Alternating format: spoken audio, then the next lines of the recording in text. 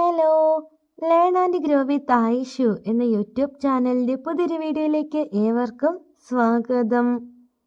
പുരുഷന്മാര് എപ്പോഴും ഉള്ളിൽ സൂക്ഷിക്കേണ്ടതായിട്ടുള്ള ചില കാര്യങ്ങളുണ്ട്.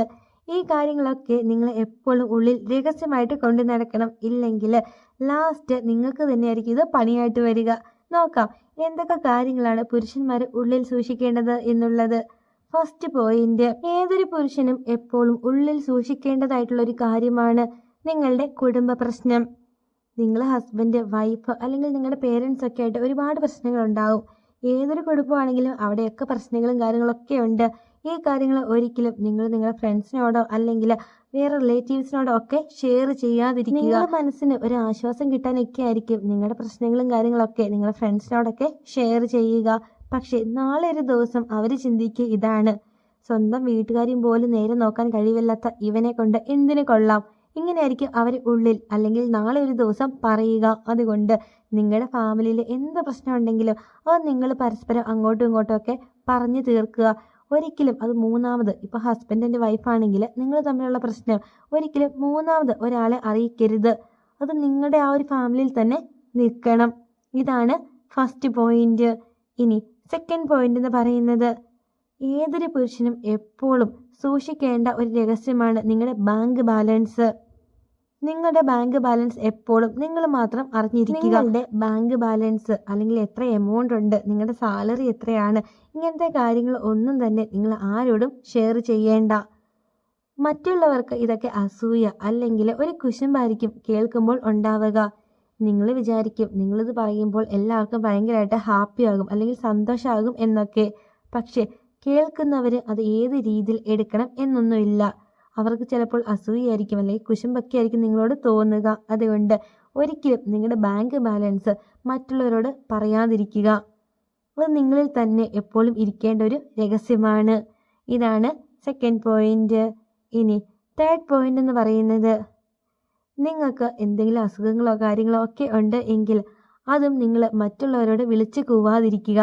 നിങ്ങളിങ്ങനെ എല്ലാ അസുഖങ്ങളും അല്ലെങ്കിൽ നിങ്ങളുടെ അസുഖങ്ങളും കാര്യങ്ങളൊക്കെ മറ്റുള്ളവരോട് പറയുമ്പോൾ അവർ വിചാരിക്കുക, ഓ ഇവനൊരു നിത്യരോഗിയാണ്, ഇവനെന്ന അസുഖമാണ്, ഇങ്ങനെ ആയിരിക്കും വിചാരിക്കുക.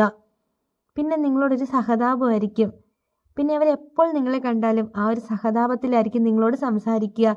ഒരിക്കലും മറ്റുള്ളവരുടെ സഹതാപം പിടിച്ചു പറ്റാൻ ഒരു അവസരം നിങ്ങളായിട്ട് ഒരുക്കി കൊടുക്കാതിരിക്കുക.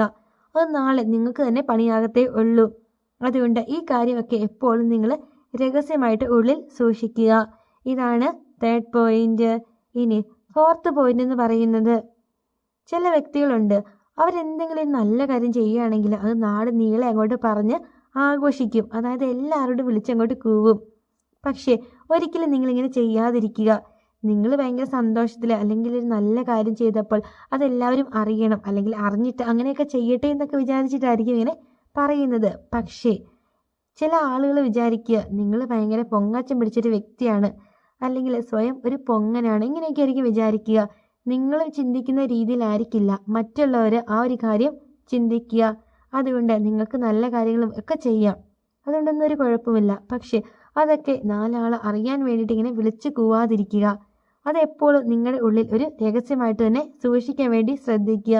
അല്ലെങ്കിൽ എല്ലാ ആളുകളും പറയുക, ഓ അവനൊരു പൊങ്ങച്ചക്കാരനാണ്, എന്തെങ്കിലുമൊക്കെ കാര്യം ഇങ്ങനെ ഉണ്ടായെങ്കിൽ അല്ലെങ്കിൽ ചെയ്തിട്ട് ഇങ്ങനെ വിളിച്ചു കൂവിക്കൊണ്ട് നടക്കും, അവനെ വിശ്വസിക്കാനൊന്നും കൊള്ളത്തില്ല. ഇന്ന് അവർക്കൊരു ഹെൽപ്പ് ചെയ്തത് വിളിച്ചു കൂവി, ഇനി നാളെ നമ്മളൊരു ഹെൽപ്പ് ചോദിച്ചാൽ നമുക്കത് ചെയ്തു തരും എന്നിട്ട് ഇങ്ങനെ വിളിച്ചു കൂവി സ്വയം ഇങ്ങനെ പൊങ്ങച്ചം പറഞ്ഞ് നടക്കും.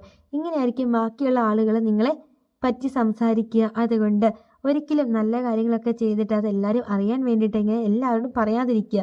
ചാരിറ്റി കാര്യങ്ങളൊക്കെ നിങ്ങൾ ചെയ്യണം, പക്ഷെ അത് പറയാതിരിക്കുക. എപ്പോഴും നിങ്ങളുടെ ഉള്ളിൽ തന്നെ സൂക്ഷിക്കുക. ഇതാണ് ഫോർത്ത് പോയിന്റ്. ഇനി ഫിഫ്ത്ത് പോയിന്റ് എന്ന് പറയുന്നത്, ബോയ്സ് ഒക്കെ ആണെങ്കിൽ എല്ലാവരുടെയും ലൈഫിൽ ഒരുപാട് ലവ് റിലേഷൻഷിപ്പും കാര്യങ്ങളൊക്കെ ഉണ്ടാവും.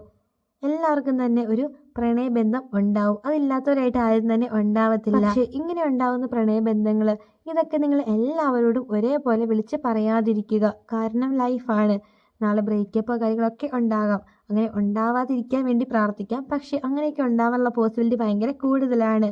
നിങ്ങളൊരു പെൺകുട്ടീനെ ഭയങ്കരമായിട്ട് ഇഷ്ടപ്പെട്ടു, അവൾ വിവാഹം കഴിക്കാൻ വേണ്ടി നിങ്ങൾ അത്രമാത്രം ആത്മാർത്ഥമായിട്ട് ശ്രമിക്കുന്നു. പക്ഷെ ലാസ്റ്റ് ആ ഒരു സ്റ്റേജിൽ ആ ഒരു പെൺകുട്ടി പറയുകയാണ് നിങ്ങളെ വേണ്ടാന്ന്. ആ ഒരു പെൺകുട്ടി വേറെ ഏതെങ്കിലും ഒരു വ്യക്തിനെ വിവാഹം കഴിച്ചു പോവുകയാണ്. പിന്നീട് നിങ്ങളുടെ ഫ്രണ്ട്സ് ഫുള്ള് അല്ലെങ്കിൽ ആ ഒരു നാട്ടിലുള്ള ആളുകൾ മുഴുവനും ഈ ഒരു കാര്യം പറഞ്ഞിട്ടായിരിക്കും നിങ്ങളെ കളിയാക്കുക. പിന്നീട് നിങ്ങൾക്ക് വേറെ വിവാഹമൊക്കെ കിട്ടാൻ വേണ്ടി നല്ല പാടായിരിക്കും. അതുകൊണ്ട് ഇങ്ങനത്തെ കാര്യങ്ങളൊക്കെ എപ്പോഴും ഒരു രഹസ്യമായിട്ട് ഉള്ളിൽ സൂക്ഷിക്കുക.